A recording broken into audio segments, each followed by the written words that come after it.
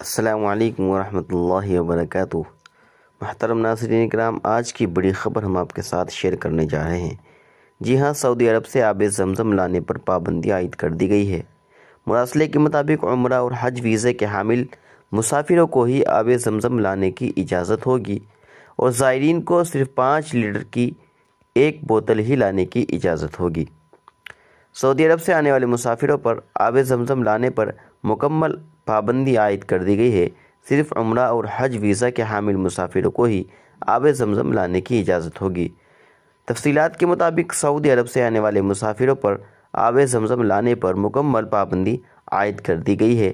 Jeddah airport حکام نے Pakistan international air lines PIA سمیت تمام پرائیویٹ ایئر لائنز کو مراسلہ جاری کر دیا ہے۔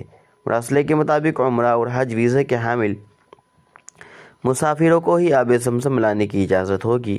زائرین کو 5 لیٹر کی ایک ہی بوتل لانے کی اجازت ہوگی۔ مراسلے میں کہا گیا ہے کہ وزٹ ویزا، بزنس ویزا اور سیاحتی ویزا رکھنے والوں کو آب زمزم لانے کی اجازت نہیں ہوگی۔ اسی کے ساتھ سعودی حکام کی جانب سے ہدایت دی گئی ہے کہ تمام ایئر لائنز انتظامیہ مسافروں کے سامان کی چیکنگ کو یقینی بنائیں۔